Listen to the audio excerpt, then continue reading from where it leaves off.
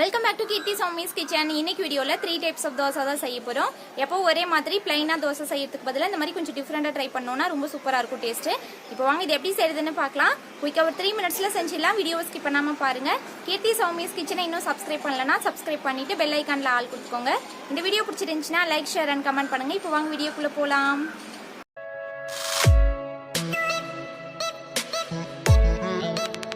First onion பொடி தோசை செய்ய போகிறேன். அதுக்கு கொஞ்சமாக இட்லி பொடி அரைச்சிக்கலாம். ஸ்டவ் ஆன் பண்ணி வானல் வச்சுருக்கேன். இதில் 1/4 டீஸ்பூன் எண்ணெய் விட்டுட்டு 1 டேபிள் ஸ்பூன் கடலைப்பருப்பு, 1 டேபிள் ஸ்பூன் உளுந்தம்பருப்பு, 2 வரமிளகாய் சேர்த்து இது ஒரு 2 நிமிஷம் லைட்டாக கலர் சேஞ்ச் ஆகிற மாதிரி வறுத்துக்கலாம். இது கூட உங்ககிட்ட இருந்துச்சுன்னா 1 டேபிள் ஸ்பூன் வெள்ளை எள்ளு இல்லைனா கருப்பு எள்ளு சேர்த்துக்கோங்க. இன்னும் டேஸ்ட் ரொம்ப சூப்பராக இருக்கும். இப்போ இது கூட 1/4 டீஸ்பூன் சீரகம், 1/4 டீஸ்பூன் மிளகு, கொஞ்சமாக கருவேப்பிலை, 3 பூண்டு பல்லு சேர்த்துட்டு அதையும் ரோஸ்ட் பண்ணிக்கிறேன். இப்போ இது கூட ஒரு 1/4 டீஸ்பூன் பெருங்காய பொடி சேர்த்துட்டு ஸ்டவ் ஆஃப் பண்ணிவிட்டு இதை நல்லா மிக்ஸ் பண்ணி விட்டுடலாம். ஒரு 10 நிமிஷம் இது நல்லா ஆறட்டும், அதுக்கப்புறமா அரைச்சிக்கலாம். இப்போ தான் மிக்ஸி ஜாரில் போட்டுக்கிறேன். கொஞ்சமாக இதில் ஒரு 1/4 டீஸ்பூன் உப்பு சேர்த்துட்டு இது நல்லா பவுடராக அரைச்சிக்கணும். இந்த மாதிரி நல்லா ஃபைன் பவுடராக அரைச்சி எடுத்து வச்சுக்கலாம். நீங்கள் நிறைய செஞ்சு ஸ்டோர் பண்ணி வைக்க போகிறீங்கன்னா எண்ணெய் சேர்க்காமல் எல்லாத்தையும் ட்ரையாக ரோஸ்ட் பண்ணிவிட்டு அதுக்கப்புறமா அரைச்சிக்கோங்க. கல் சூடானதுக்கு அப்புறமா ஒரு கரண்டி மாவு எடுத்து ஊற்றிக்கிறேன். நான் ரொம்ப மெலிசாக தேய்க்கலை, இதில் ஆனியன் சேர்க்க போகிறேன், அதனால் ஓரளவுக்கு திக்காகவே தேய்ச்சிக்கிறேன். இப்போ அதில் கொஞ்சமாக பொடியாக இருக்குன்னா வெங்காயம் சேர்த்துக்கலாம். நீங்கள் வெங்காயம் சேர்க்காமல் வெறும் பொடி மட்டும் சேர்த்து கூட சாப்பிட்லாம், அதுவும் நல்லாயிருக்கும். ஆனியன்லாம் திருப்பி போடும்போது கீழே விழாமல் இருக்கணும், அதனால் கரண்டி வச்சு இந்த மாதிரி ப்ரெஸ் பண்ணி விட்டுட்டு இது மேலே அரைச்சி வச்சுருக்க இட்லி பொடி தூவிக்கிறேன். நல்லா 1 டேபிள் ஸ்பூன் அளவுக்கு கொஞ்சம் நிறைய பொடி கூட தூவிக்கலாம். இப்போது தோசையை சுற்றியும் எண்ணெய் இல்லைன்னா நெய் விட்டுக்கலாம்.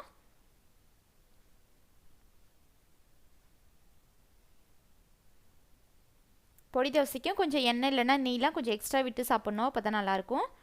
இது ஒரு சைடு வெந்ததுக்கப்புறமா இன்னொரு சைடு திருப்பி போட்டுக்கிறேன்.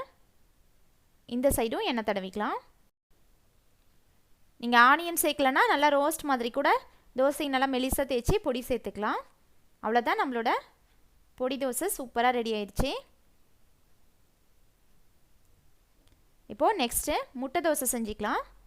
ஸ்டவ் ஆன் பண்ணி தோசைக்கல் வச்சுருக்கேன். கல் நல்லா காய்ச்சதுக்கப்புறமா ஒரு கரண்டி மாவு எடுத்து ஊற்றிட்டு இதை தேய்ச்சி விட்டுக்கிறேன்.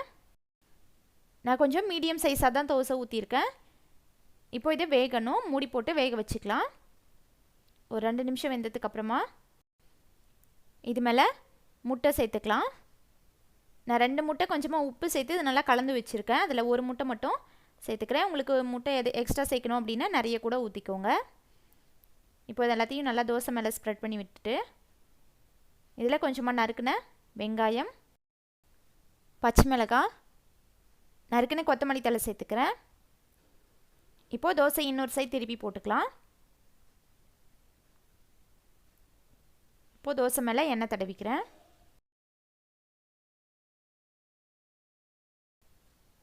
இப்போது ஒரு சைடு வெந்ததுக்கப்புறமா இன்னொரு சைடு திருப்பி போட்டுக்கலாம்.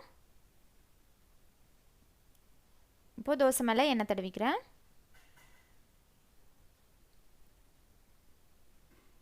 முட்டை சேர்த்துருக்கிறதுனால கொஞ்சமாக ஒரு 1/4 டீஸ்பூன் அளவுக்கு மிளகு பொடி சேர்த்துக்கலாம். மேலே டேஸ்ட் நல்லாயிருக்கும். அவ்வளோதான், நம்மளோட முட்டை dosa ready. Next carrot onion dosa ஊற்றிக்கலாம். ஸ்டவ் ஆன் பண்ணி தோசைக்கல் வச்சுருக்கேன். கல் சூடானதுக்கப்புறமா ஒரு கரண்டி மாவு எடுத்து ஊற்றிட்டு இதை கொஞ்சம் திக்காகவே தேய்ச்சிக்கிறேன். நம்ம கேரட்டு ஆனியன்லாம் சேர்க்க போகிறோம், அதெல்லாம் கீழே உதிர்ந்து போயிடும் ரொம்ப மெலிசாக தேய்ச்சோன்னா. கொஞ்சம் திக்காக ஊத்தாப்பு மாதிரி தேய்ச்சிக்கலாம். இப்போது தோசை மேலே நறுக்கின வெங்காயம்,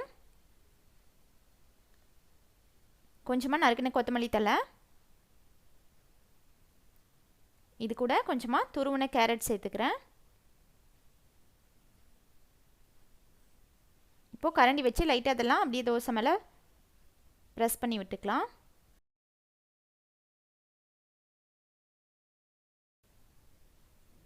இப்போது தோசையை சுற்றியும் எண்ணெய் விட்டுக்கலாம்.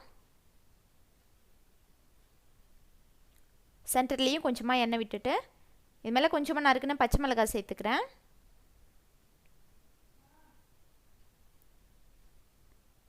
இப்போது இதை இன்னொரு சைடு திருப்பி போட்டுக்கலாம். இந்த சைடும் எண்ணெய் தடவிட்டு 1 நிமிஷம் அந்த சைடு வெந்ததுக்கப்புறமா திருப்பி போட்டுக்கலாம்.